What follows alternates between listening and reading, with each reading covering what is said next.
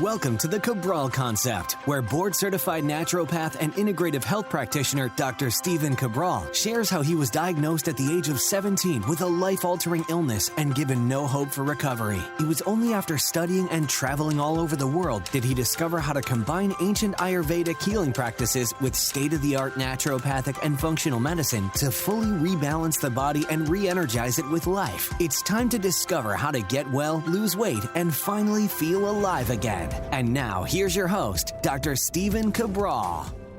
Hi, everyone, and welcome back to the Cabral Concept. Great to be here with you today, starting out our week with our Motivation and Mindset Monday, episode 1809, over at stephencabral.com/podcast. Today, the topic of the day is going over how nature is always nudging you towards your goals. You just have to know what to listen for. So it's one of the most remarkable things that inside of our body is actually built. It has systems that have been created to let you know when you are on the right track. And that is exactly what I want to go over with you today. So as you're moving forwards towards your goals, whether it be wellness or health-based or body transformation for this new year, maybe it's on relationships or finding that right person in your life, or basically rekindling relationships with family, with friends, with coworkers, you name it. And then, of course, with spirituality, with finding your deeper place within this world that we live. So it could be any goal that is for you. Lately, I've actually been teaching a lot of our IHPs how to develop a more of a thriving practice where they can help more people and get more consistent results in their clients' lives. So again, it does not matter necessarily what goal you have set for yourself. And I hope that you've set a couple great goals for yourself for this year. What I'd like to do is simply share with you when you will know when you are getting on that right track. So for example, when we have our goal setting process, and we've gone over that the last couple of Mondays. So if you haven't tuned in, you can simply go to stephencabral.com/podcast. What you want to look for and listen to, and I'm going to go way more in depth on this as the show progresses, but you want to look for a push-pull within your body, okay? So think of it this way. Now, a lot of people talk about it in terms of muscle kinesiology, et cetera. We don't even have to get that deep. We really don't. Think about when you were setting goals for yourself, like simply, okay, I want to lose this weight. I want to get healthy. I want to develop a deeper relationship. I want to work on my spirituality. I want to work on my career. Think about it. What excites you? What lights you up? That's one of the first things that you want to look for. What are you starting to get excited about? And here's why that matters. If you set a goal for yourself that you are not excited about, then it does not mean that you can't achieve it. You can, right? So a lot of times, many of us have gone through school and undergrad and graduate school, whatever those things, and you don't necessarily want to take that class or pass this exam, but you do it because you have to. Okay, so what does that take? Well, it takes willpower, right? But we only have so much willpower in our life, which means as an adult, when we have many other priorities pulling on us, family and children and responsibilities and bills and all those things, you want to understand is that when you set new goals for yourself, you don't really want to stack more goals for yourself that are going to take more willpower. Okay, I really want to explain that because, again, you will have to do things in your life that require willpower, but willpower is in short supply.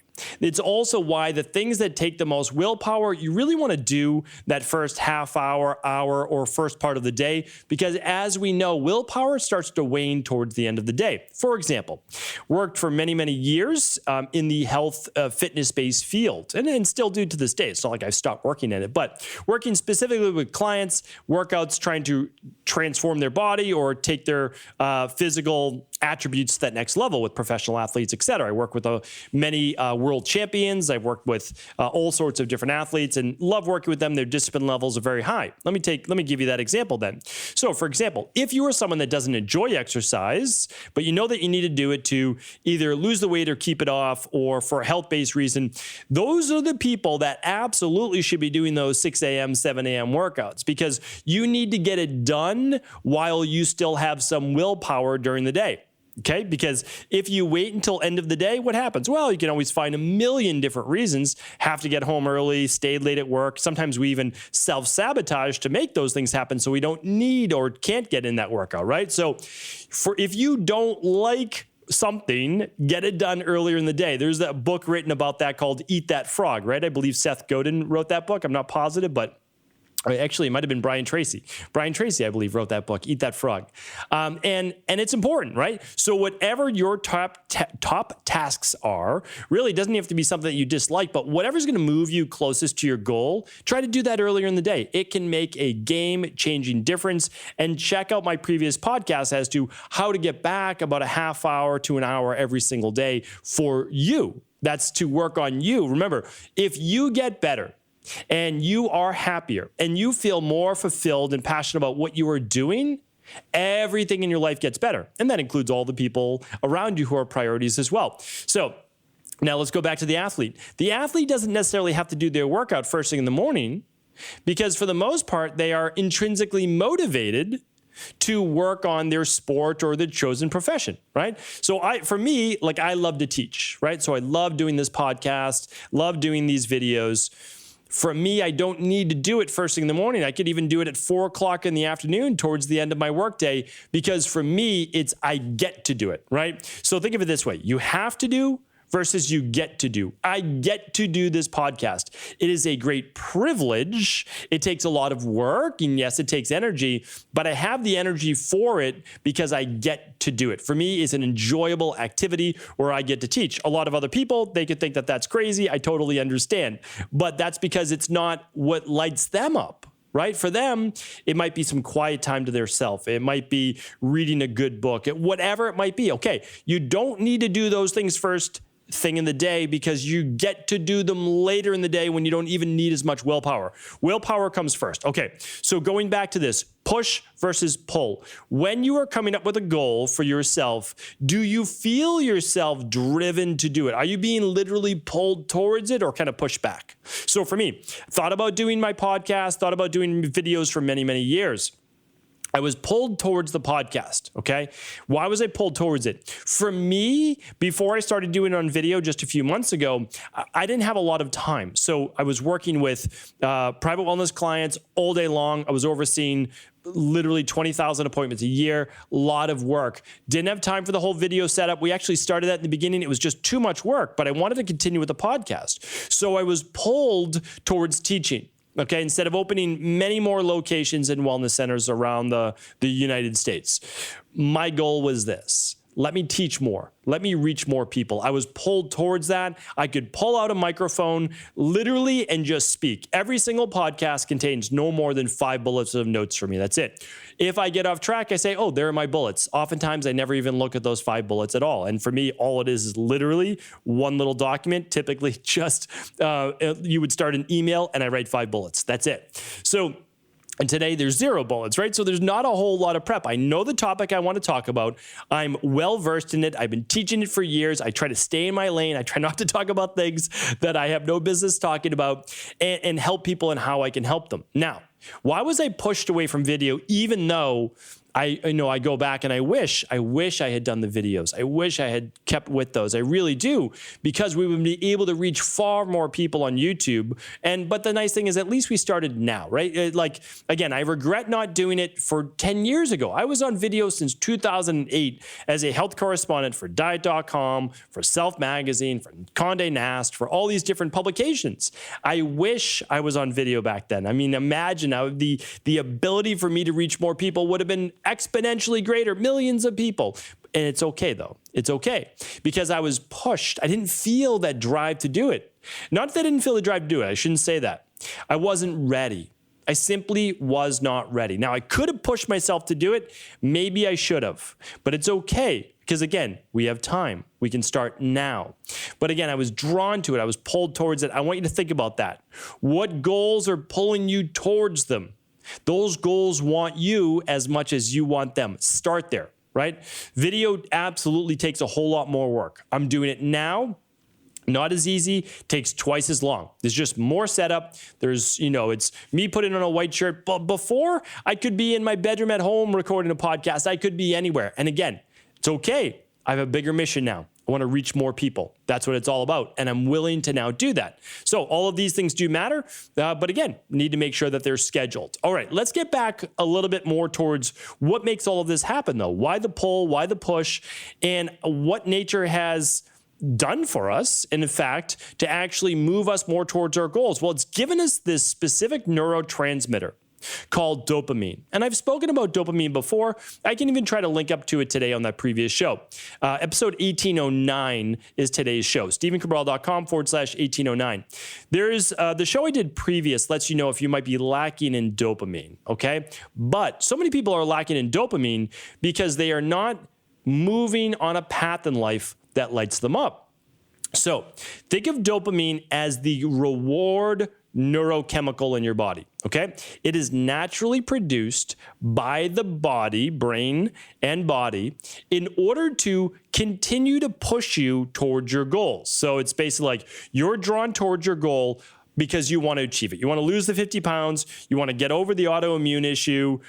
You want to find that right person. So you're getting out there. You want to work on your career. So remember, you're being pulled towards it. Like that's something that means something to you because of what you would get if you achieved it, right? If you lose the 50 pounds, you might feel more self-confident. You might feel like you have less joint pain. If you overcome the autoimmune issue, well, you're going to have more energy. You're going to have more life to your body. If you find the right person, you're going to be so excited. You found that person you want to spend your life with, all of those different things. Okay, so we know that. So again, we're willing to put in the work. Well, what dopamine says is you're basically going to also be able to overcome obstacles.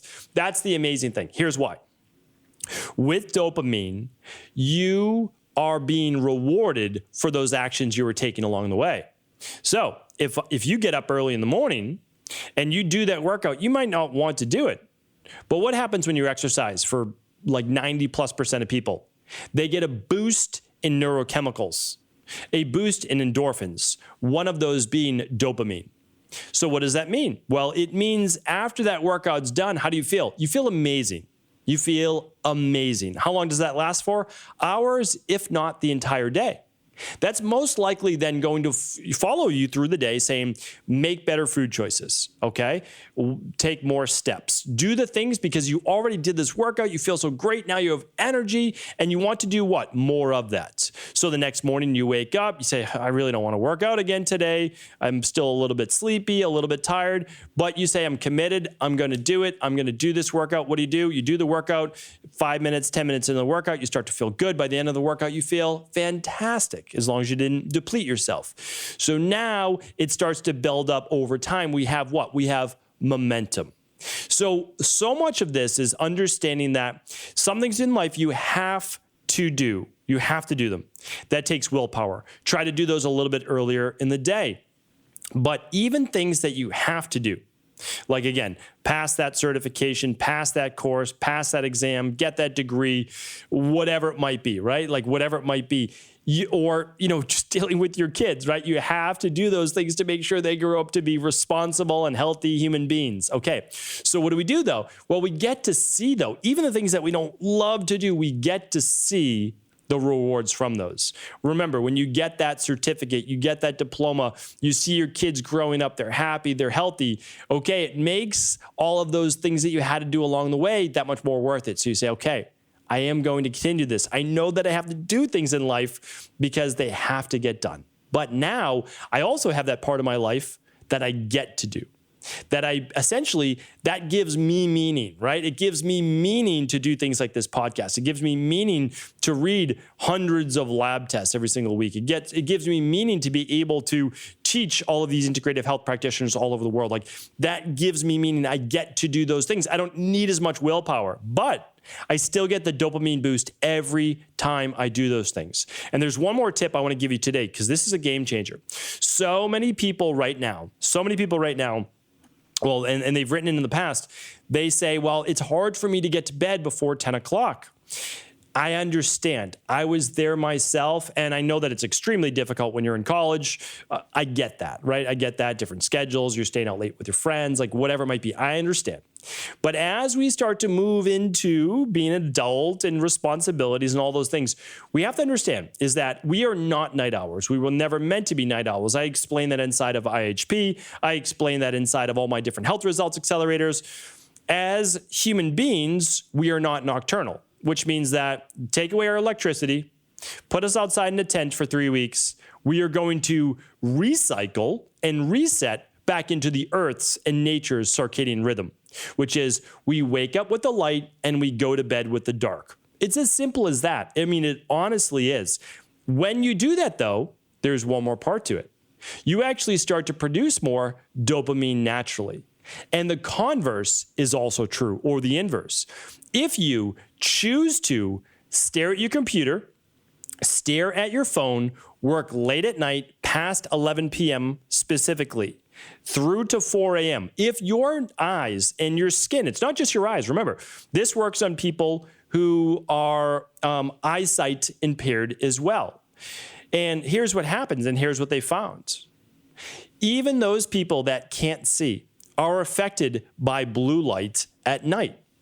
Here's what happens. Your body actually begins to produce less dopamine, meaning it is taking away your reward center in your brain if you choose to work late at night. Now, again, I understand I work with a lot of nurses, I work with a lot of doctors, a lot of people that do the night shift. I get it. You have to do that, right? It's part of your job. But if you're ever able to switch shifts so that you can work during the daylight hours, 100% it's going to be healthier for you. There is obviously so many studies on that. When you don't produce melatonin when it's dark out and you produce cortisol instead, detrimental to your natural circadian rhythm. Remember, we are human beings being in nature. We are meant to work with nature. So what I can share with you is this. If you could wake up a little bit earlier and go to bed a little bit earlier, you are going to start to produce more dopamine naturally. It's one of those things I tell people with low energy. I know it doesn't make sense, but here's what I want you to do. Follow a sleep protocol. We have many sleep protocols over at EcoLife, but you need to get yourself to bed by 10 p.m. at the latest. And then I don't want you to sleep any later than 7 a.m., even if you're tired. I know you're tired. Now, again, this doesn't go for teenagers and those, 22, 23 years and younger. You still need a little bit more sleep. Okay, so that's that. So you might have to go to bed and just, again, get your 9 hours of sleep, maybe even 10 hours of sleep, because your body's still, even cognitively, not fully developed until about 25. But let's say most people, you're going to bed earlier. You're used to sleeping until 8 o'clock, 9 o'clock, whatever in the morning. Most people need 7 to 9 hours of sleep per night. Not most people, all people. Some need 7, some need 9, right? More of the ectomorph, fat body type, a little bit more towards 9. But here's what I want you to do. Don't wake up really past 7 o'clock and use either a wake light or keep your shades up if you live more in the country with no street lights, so that you begin to wake up naturally with the sun, with some of the blue light, with some of the rising. Again, there are color gradients that you need to expose yourself to. So if you want more energy, you want to drive forward faster towards your goals, you need to begin to wake with the sunlight.